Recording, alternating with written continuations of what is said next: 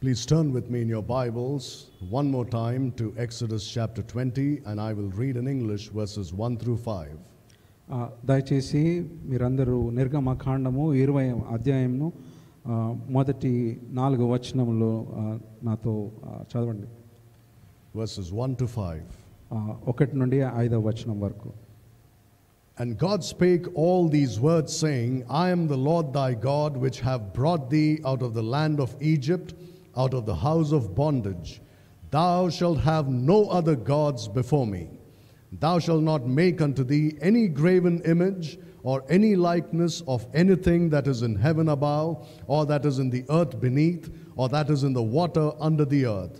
Thou shalt not bow down thyself to them, nor serve them.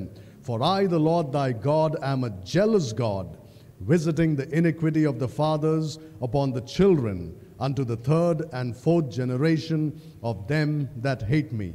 For a few weeks now, we have been talking on the subject of the worship of other gods in the Christian's life. మరి గడిచినటువంటి 4 వారాల నుండి మనము క్రైస్తవుడి యొక్క జీవితంలో మరి వేరొక దేవుడు ఉండకూడదు అనేటటువంటి అంశమును మనం ధ్యానిస్తూ వస్తున్నాం. And today, the Lord willing, I would like to wrap this series up. మరి దేవుని చిత్తమైతే మరి ఈ యొక్క అంశమును మరి ఈ రోజు ముగించాలని ఆశిస్తున్నాను. So let me recap some of the things that we have said. మరి గడిచిన వారాల్లో మనము ఏమైతే నేర్చుకున్నామో వాటిని అన్నిటిని మరి ఒక్కసారి జ్ఞాపకం చేయాలని ఆశిస్తున్నాను. God said, thou shalt have no other gods before me. మరి దేవుడు అన్నటువంటి మాట ఏమిటంటే నేను తప్ప వేరొక దేవుడు నీకు ఉండకూడదని. Christians often worship a God who is not the God of the Bible. మరి క్రైస్తవులు అనేక మార్లు మరి బైబిల్ చెప్తున్నటువంటి దేవుడు కానటువంటి దేవుణ్ణి కలిగి ఉంటున్నారు. They think they are worshiping Jesus Christ. మరి వాళ్ళు అనుకుంటున్నారు మరి వారు ప్రభు అయినటువంటి యేసు క్రీస్తును మరి ఆరాధిస్తున్నారని. But when they have a false view of Jesus Christ, మరి వారు ఎప్పుడైతే క్రీస్తును గురించినటువంటి తప్పుడు అవగాహన కలిగి ఉంటారో, a view which doesn't have any support in the word of God, మరి వారు కలిగినటువంటి అభిప్రాయము మరి ఏ మాత్రం కూడా బైబిల్తో ఏకీభవించదు, then they are worshiping another God and not the God of the Bible. మరి వారు అటువంటి పరిస్థితిలో వారు బైబిల్ చెప్తున్నటువంటి దేవుణ్ణి కాకుండా మరి వేరొక దేవుణ్ణి వాళ్ళు ఆరాధిస్తున్నారు. The God of the Bible is not a hedonist who says, eat, drink and be merry and I'm going to bless you anyway.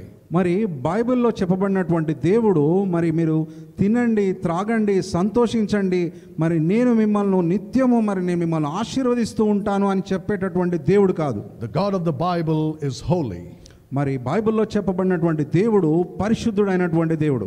Secondly, the God of the Bible is not a pantheist. He's not in everything and everything is not in him.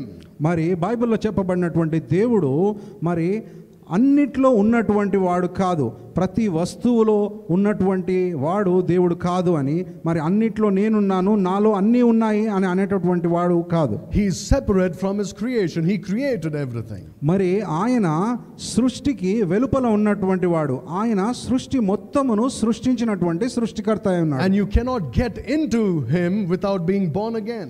మరి మీరు ఆయనలో మరి తిరిగి జన్మించినటువంటి అనుభవం లేకుండా మరి ఆయనలో మీరు ప్రవేశించలేరు. So if you are thinking you are in Christ because you were born to Christian parents, then you are mistaken. మరి మీరు ఒక క్రైస్తవ కుటుంబంలో జన్మించినంత మాత్రాన మరి మీరు క్రీస్తులో మరి జన్మించి ఉన్నారు అని అనుకుంటే మీరు పొరపడుతున్నారు.